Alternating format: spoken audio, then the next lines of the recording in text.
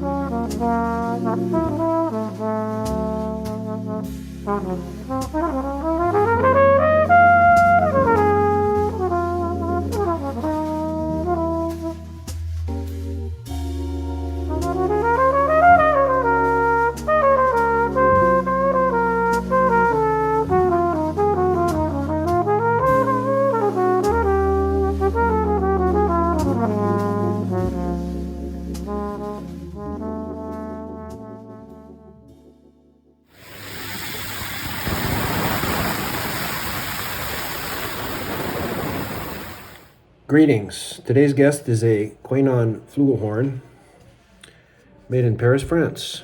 Today's flugelhorn manufacturers still emulate this design. It's certainly one of the finest flugelhorns ever made. And this example has the original lead pipe and the original mouthpiece, which is labeled N3 on the shank and Couesnon Paris on the outside of the cup. These instruments use what's called a French mouthpiece taper or no taper or straight taper. We'll get into different flugelhorn tapers in a little bit. So I was fortunate that this did preserve both the original lead pipe and the original mouthpiece. French taper mouthpieces are not that common anymore. They're kind of difficult to find. There's a very limited choice if you're looking for one of those. So what I also did was order one of these lead pipes. Charlie Melk designs these, and they're manufactured by G&R Mouthpieces, I believe. This particular one is made of red brass, and this enables you to use small taper mouthpieces, such as this Dennis Wick or a Bach. So these are really helpful, and they do improve intonation and attack. And I also used this very same pipe on a Bach Strad 183, fit both horns. And that was also a big improvement. So if you do find a Couesnon in good condition, which is getting more and more difficult, you might consider that as an option for lead pipe. As I said, it's kind of difficult to find one of these in good shape. Sometimes they rot out. Brass at different times in manufacture, I suppose, varied a little bit in quality. Sometimes the valves wear out, and maybe from the beginning some of the horns didn't have that great of a valve compression. But these valves were replated at some point by some previous owner. And I believe I bought this in 2014. And it's had some work done on it. I don't believe there was a water key on the third slide. And I did want a third slide tuning trigger on there. I'm not sure how really necessary that was in retrospect, but it's there and can be useful. So obviously if you have a third slide trigger, you need a third slide water key. Other than that, it's basically stock. It still has the lyre holder. I believe I still have the screw to that somewhere. And you can see it's in excellent shape, and it was when I got it. Silver plate, which I believe is original, holding up just fantastically. The valves are numbered 1, 2, 3. That's helpful. if you just starting out. The second valve has a Z stamped on it, I believe. It's kind of hard to see, and it's hard to see for me. You're not going to be able to see it on camera either. And the lead pipe receiver, well, you'd have to hold it upside down to read it, has the number 11. Okay, those are ones, European ones. They look like 7 to American folks, but those are ones. It's 11. I don't know what that means. There's very little information of good use available about Couesnon instruments. Basically, because many of the manufacturers, and Couesnon was no different, suffered a fire. We'll get to that in a minute. The origins of the Couesnon instruments date back 2 centuries. A company that was founded in France, obviously, in 1827. Towards the end of the 19th century, Auguste Couesnon acquires the company, and the name is changed to Couesnon and Company. Here is the stamping of the bell that was used at the time this instrument was made. It says Couesnon, and it has the address of the factory at that particular time. It's 103 Rue Lafayette, Paris, and below that it says made in France, in case you don't know where Paris is. So the company kept growing. In 1911, they employed 1,000 people in 8 factories. It was the largest musical instrument maker in the world at that time.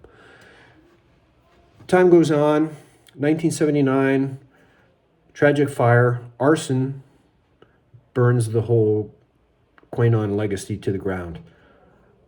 The name, and I suppose some of the designs, I'm not really sure, were acquired by a former employee, and eventually in France also begins manufacturing Couesnon flugelhorns under the name PGM Couesnon, PGM being the initials of the last names of herself and her 2 daughters, married names of the 2 daughters. And I've heard good things about them. I've never played them. They're no longer made because in 2023, everything was auctioned off. I guess the company didn't ever really recover from COVID and that whole shutdown and just hard times. They did also manufacture percussion instruments for like parades and stuff like that, and hunting horns, whatever those are used for. But anyway, that's kind of a very short, brief history of Couesnon. Who used these instruments? Couesnon flugelhorn, pretty much any American jazz trumpet player in the 1950s, 60s, and 70s. That was probably your best option, if not the only option, for a flugelhorn in America. Kenny Wheeler, of course, used one of these for decades, maybe the same one. And that kind of brings us to an interesting juxtaposition, talking about mouthpiece tapers and also talking about the Couesnon instrument. I was fortunate enough to know Kenny Wheeler. I met him in 1991 at the Banff Center for the Arts in Alberta, Canada, where there's a very famous jazz workshop there for 4 weeks. I think it's still going on.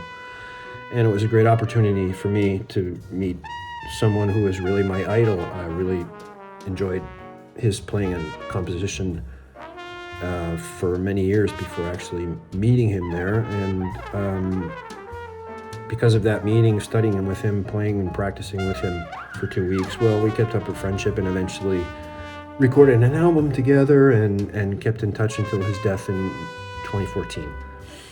So I asked Ken about his flugelhorn. He played a Couesnon flugelhorn, and he told me, well, I really blessed it. You're not supposed to. And then he started commenting on the mouthpiece. He said, well, I play the mouthpiece that comes with the horn. Most guys just throw it away.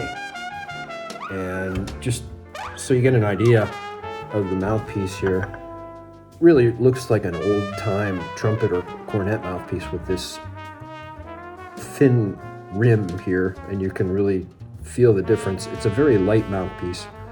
It's obviously a V taper, as are all flugelhorn mouthpieces. And then you have this straight shank, looks like an exhaust pipe. No taper at all. 5 years later, 1996, I heard Ken perform at Sweet Basil's in New York, and I noticed he was playing different instruments, different mouthpieces. And he explained to me that he had lost his mouthpieces and, in his words, decided to chuck the whole thing and just start from scratch, and bought new horns and new mouthpieces. I don't remember what the mouthpieces were, but I know he had a Yamaha flugelhorn. I don't know if it was the 731 or the 631.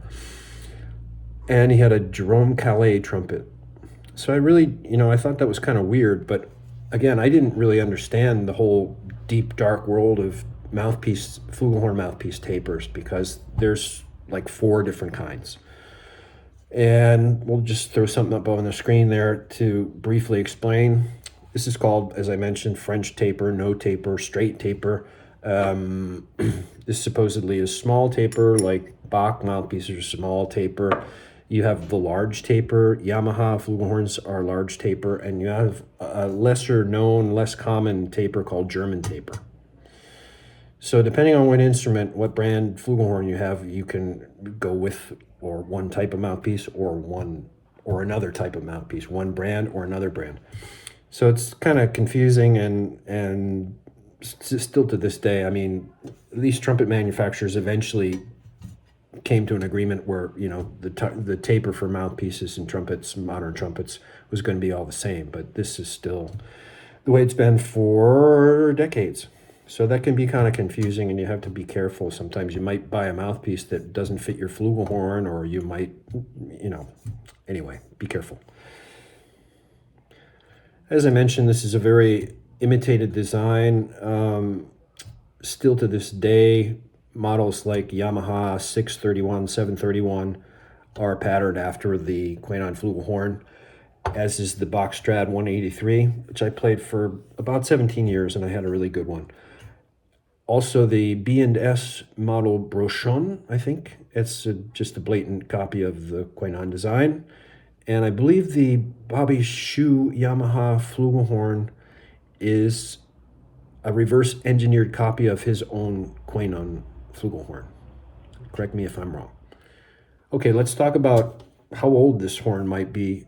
I don't really know. It doesn't have a serial number.